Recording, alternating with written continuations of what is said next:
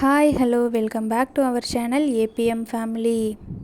இன்றைக்கி பார்த்திங்கன்னா ரொம்ப அருமையான வீட்டு குறிப்புகள், டிப்ஸ் அண்ட் ட்ரிக்ஸ் அப்படின்னு கூட சொல்லலாம். இந்த விஷயங்கள் பார்த்திங்கன்னா நான் ரொம்ப நாளாக ஃபாலோ பண்ணிகிட்ருக்கிற விஷயங்களில் ஒரு 10 டிப்ஸை மட்டும் இந்த வீடியோவில் ஷேர் பண்ணலான்னு இருக்கேன். இந்த வீடியோவை பார்க்குறதுக்கு முன்னாடி நம்ம சேனலில் புதுசாக பார்க்குறவங்க சப்ஸ்கிரைப் பண்ணிக்கோங்க. அப்படியே பக்கத்தில் இருக்க பெல் பட்டனையும் கிளிக் பண்ணிட்டீங்க அப்படின்னா நான் போடுற புது வீடியோஸ் உடனே உங்களுக்கு நோட்டிஃபை ஆகும். வாங்க இப்போ நம்ம வீடியோக்குள்ளே போகலாம். Tips number 1. இட்லிக்கு மாவாட்டும் போது உளுந்து தான் நம்ம ஃபஸ்ட்டு போடுவோம். அந்த உளுந்து கரெக்டான கன்சிஸ்டன்சியில் இருக்கணும் அப்படின்னா நம்ம தண்ணிக்குள்ளே கையை விட்டுட்டு ஈர கையோடு நம்ம உளுந்தை எடுக்கிறோன்னா வேகமாக எடுத்த வெனத்துக்கு கையில் ஒட்டாமல் கீழே விழுவணும். அப்படி இருந்துச்சுன்னா கரெக்டான கன்சிஸ்டன்சியில் இருக்குது அப்படின்னு அர்த்தம். அப்படி இல்லைன்னா இப்படி ஒரு கிண்ணத்தில் நம்ம தண்ணி வச்சுருப்போம் இல்லையா, அதில் கொஞ்சோண்டு நம்ம உளுந்தை போட்டோம்னா மிதந்து பால் மாதிரி கிடக்கணும். அதாவது தண்ணியில் அந்த மாவு அப்படியே பறந்து போகக்கூடாது, பரவலாக போகக்கூடாது, அது மாதிரி இருக்கணும். அப்போ இட்லி பஞ்சு மாதிரி வரும். Tips number 2. சப்பாத்தி பூரிலாம் போடும்போது பார்த்திங்கன்னா நம்ம கிண்ணத்தில் கொஞ்சமாக அந்த வெராவி எடுக்கிறதுக்கு நம்ம எடுத்துப்போம். அந்த மாதிரி கிண்ணத்தில் எடுக்கிறதுக்கு பதில் இப்படி ஒரு கண்டெய்னரில் நம்ம எடுத்து வச்சுக்கிட்டோம் அப்படின்னா நம்ம வேஸ்ட் ஆகிறத தவிர்க்க முடியும்.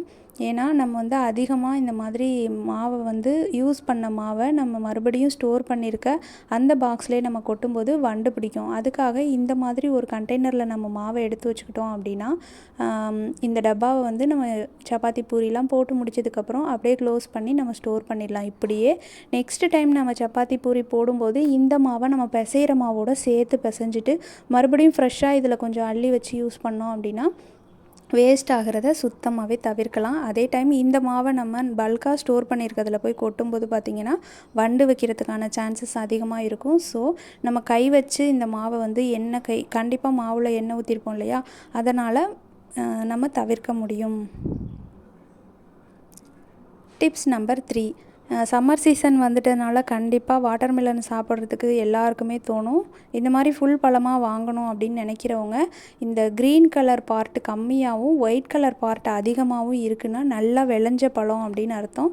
அந்த பழம் உள்ளுக்குள்ளே ரொம்பவே சிகப்பு கலரில் நல்ல டேஸ்ட்டாகவும் நல்ல ஸ்வீட்டாகவும் இருக்கும். பார்க்குறதுக்கு பழம் நல்லா இல்லாமல் இருக்கணும், அப்போ தான் சூப்பராக இருக்கும். Tips number 4. தேங்காய் பால் ரொம்பவே நல்லது. அதிகமாக கோகோனட் சேர்த்துக்கணும் நம்மளுக்கு. அப்போ பார்த்திங்கன்னா வயிற்றில் இருக்க புண்ணு, இந்த மாதிரி புண்களெல்லாம் ஆற்றிடும் அப்படின்னு சொல்லுவாங்க. தேங்காய் அதிகமாக நம்ம சேர்த்துக்கிட்டோம் நம்ம சாப்பாடோட அப்படின்னு அர்த்தம். அதனால் பார்த்திங்கன்னா தேங்காய் பால் நிறைய டிஷ்ஷுங்களுக்கு நம்ம எடுக்கிற மாதிரி இருக்கும்.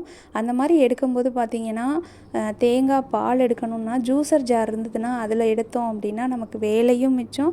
அதே டைமில் ஃபுல்லாக ஸ்ட்ரெயின் பண்ணியும் நமக்கு அந்த மில்க் நமக்கு கிடச்சிரும். தேங்காய் பால் ஆப்பம், இடியாப்பம் இந்த மாதிரி விஷயங்களுக்கெலாம் எடுக்கும்போது ரொம்ப சிரமமாக இருக்கும். வடிகட்டிலலாம் எடுத்துகிட்ருக்கோம் அப்படின்னா ஜூஸர் இருந்தால் ஜூஸரில் எடுத்தோம்னா வேலையே மிச்சம். Tip number 5. நம்ம பூரி போடும்போது பார்த்திங்கன்னா நல்லா புஃப்னு பூரி ரொம்ப சூப்பராக இருக்கும். புஃப்னு பூரி வந்தால் தான் பூரி சாப்பிட்ட ஒரு ஃபீலே இருக்கும். அதை பார்க்கும்போதும் நமக்கு ரொம்ப ஹாப்பியாக இருக்கும். அந்த மாதிரி வரணும்னா மாவு பிசையும் போது பார்த்திங்கன்னா நம்ம எண்ணெயும் உப்பும் சேர்த்து தான் பிசைவோம். அது கூடவே பார்த்திங்கன்னா 1 ஸ்பூன் அளவுக்கு சர்க்கரை, 2 ஸ்பூன் அளவுக்கு ரவை சேர்த்து இந்த பூரி மாவை பிசைஞ்சதுக்கப்புறம் ஒரு 20 மினிட்ஸ் நம்ம ஊற வச்சிட்டோம் அப்படின்னா நம்மளோட பூரி புஃப்னு வரும். அந்த மாதிரி தேய்ச்சி எடுக்கும்போது ரொம்பவும் மெலிசாக தேய்க்காமல் கொஞ்சம் மொத்தமாக தேய்ச்சோம் அப்படின்னா நமக்கு பூரி புஃப்னு வரும். நம்மளோட இந்த பூரியோட கலர் பார்த்திங்கன்னா இந்தளவுக்கு சூப்பர் கலராக வரணும் அப்படின்னா நம்ம சேர்க்குற சர்க்கரை தான் அதுக்கு காரணம். சுகர் கொஞ்சமாக சேர்த்து நம்ம மாவு பிசைஞ்சோன்னா நம்மளோட பூரியோட கலரே பார்த்திங்கன்னா இந்தளவுக்கு ரொம்ப எம்மியான லுக்கு நம்மளோட பூரியில் இருக்கும்.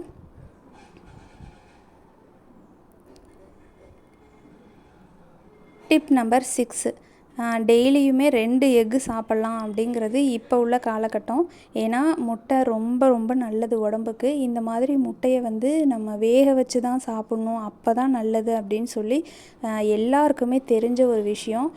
அந்த மாதிரி வேக வைக்கும்போது கொஞ்சமாக கல் உப்பு சேர்த்து நம்ம வேக வச்சோம் அப்படின்னா முட்டை நம்ம வெந்ததுக்கப்புறம் ஓடை பிரிக்கும்போது ஓடில் ஒட்டிக்கிட்டு நமக்கு ரொம்ப டிஸ்டர்பன்ஸ் கொடுக்காமல் சூப்பராக கலந்து வரணும் அப்படின்னா கொஞ்சமாக கல் உப்பு சேர்த்து நம்ம வேக வச்சுக்கலாம். ஆஃப் பாயில், ஆம்லேட் இதெல்லாம் சாப்பிட்றத விட வேக வச்ச முட்டை சாப்பிட்றது தான் ரொம்ப ஹெல்த்து. டிப் நம்பர் 7, சாப்பாடு வந்து இந்த மாதிரி ஒரு பாத்திரத்தில் நம்ம வேக வைக்கிறோம் அப்படின்னா அது கரெக்டான கன்சிஸ்டன்சியில் வெந்துருச்சு, இந்த ஸ்டேஜில் நம்ம வடித்தோன்னா கரெக்டாக இருக்கும், சாதம் வந்து உதிரி உதிராக இருக்கும், குழையாமல் இருக்கும் அப்படிங்கிறத தெரிஞ்சுக்கிறதுக்கு இது சாதத்தை பாருங்கள், பாயில் ஆகிறதே ஒரு பக்கம் இருந்து வந்து இன்னொரு சைடு உள்ளே போகுது. இந்த மாதிரி ரோலிங்கில் வெந்துட்டுருக்கு அப்படின்னா சாதம் கரெக்டான கன்சிஸ்டன்சியில் இருக்குதுன்னு அர்த்தம். இந்த ஸ்டேஜில் வடித்தோம் அப்படின்னா உதிரி உதிராக இருக்கும். டிப் நம்பர் 8, உளுந்த வடை வந்து இந்த மாதிரி சூப்பர் கலரில் இருக்குது பாருங்கள். இந்த மாதிரி ஒரு லுக்கு நம்ம உளுந்த வடைக்கு வரணும் அப்படின்னா உளுந்து ஊற வைக்கும்போது, வடைக்கின்னு உளுந்து ஊற வைக்கும்போது ஒரு 1/2 அன் ஹவர் ஊறினா போதும். அந்த ஊற வைக்கும்போதே பார்த்திங்கன்னா நம்ம சாதம் வடிக்கிறதுக்கு அரிசி வச்சுருப்போம் இல்லையா, பாயில்டு ரைஸ், புழுங்கல் அரிசி, அந்த அரிசியை 1 ஸ்பூன் அளவுக்கு நம்ம சேர்த்து ஊற வச்சிட்டோம் அப்படின்னா உளுந்த வடை வந்து இந்த கலரில் இருக்கும், நல்ல கிறிஸ்பியாகவும் இருக்கும், சூப்பராக இருக்குது பாருங்கள் பார்க்குறதுக்கு. இது வந்து நம்ம சேர்க்குற பாயில்டு ரைஸ் தான் காரணம். டிப் நம்பர் 9, சாதம் வந்து பழைய சாதம் மீந்துருச்சு, முதல் நாள் சாதம் நிறையா இருக்குன்னா மார்னிங் வந்து பிரேக்ஃபாஸ்ட்டுக்கு இந்த புளி பொங்கல் ரெடி பண்ணலாம். இது பார்த்திங்கன்னா சாதாரணமாக ஒரு பாத்திரத்தில் எண்ணெய் ஊற்றி கடுகு, உளுந்தம்பருப்பு, கடலைப்பருப்பு போட்டு தாளிச்சிட்டு மிளகாய் கிள்ளி போட்டு கருவேப்பிலை, பெருங்காயத்தூள்லாம் சேர்த்து தேவையான அளவு உப்பு போட்டுட்டு நம்ம புளி கரைசலை கொஞ்சமாக சேர்த்து இந்த சாதத்தை, பழைய சாதத்தை புளிஞ்சு அள்ளி போட்டு குக்கர்லேயும் வச்சுக்கலாம், சாதாரணமாகவும் பாத்திரத்துலேயும் வைக்கலாம். பொங்கல் ரேஞ்சுக்கு நல்லா குழைவாக பண்ணி நம்ம இறக்கிட்டோம் அப்படின்னா புளிப்பொங்கல் ரெடி. சாதத்தை பழைய சாதமாக தான் சாப்பிட்ணுன்னு அவசியம் இல்லை, நம்ம சாப்பாட்டை வேஸ்ட் பண்ணாமல் அதை எந்த ஆங்கிளில் சாப்பிட்டாலும் நல்லது தான். இந்த புளிப்பொங்கல் பார்த்திங்கன்னா ரொம்ப டேஸ்ட்டாக இருக்கும். டிப் நம்பர் 10, வெரைட்டி ரைஸ்லாம் பண்ணும்போது நம்ம குக்கரில் வைப்போம், அப்போ தான் சாதம் நல்லா உதிரி உதிரியாக இருக்கும் இல்லையா, அதனால் அந்த மாதிரி சாதம் வைக்கும்போது அந்த தண்ணியெல்லாம் அளந்து ஊற்றிட்டு அதில் வந்து கொஞ்சமாக உப்பும் 1 டீஸ்பூன் அளவுக்கு எண்ணெய், கொஞ்சமாக எண்ணெய் சேர்த்து நம்ம வந்து அந்த சாதத்தை வந்து குக்கரில் விசில் விட்டு இறக்கணும் அப்படின்னா ரொம்பவே உதிரி உதிராக இருக்கும். ஓகே ஃப்ரெண்ட்ஸ், இந்த வீடியோ உங்களுக்கு பிடிச்சிருக்கும் அப்படின்னு நான் நினைக்கிறேன். பிடிச்சிருந்துச்சு அப்படின்னா ஒரு லைக் கொடுங்க. நம்ம சேனலில் புதுசாக பார்க்குறவங்க பிடிச்சிருந்தா சப்ஸ்கிரைப் பண்ணிவிட்டு பாருங்கள். அப்படியே பக்கத்தில் இருக்க பெல் பட்டனையும் கிளிக் பண்ணிக்கோங்க. அப்போ தான் நான் போடுற புது புது வீடியோஸ் உடனே உங்களுக்கு கிடைக்கும். ஓகே ஃப்ரெண்ட்ஸ், நெக்ஸ்ட்டு சூப்பரான ஒரு வீடியோவில் சூப்பரான ஒரு கண்டென்ட்டோடு நான் வந்து உங்களை மீட் பண்ணுறேன். Thank you so much. பாய்.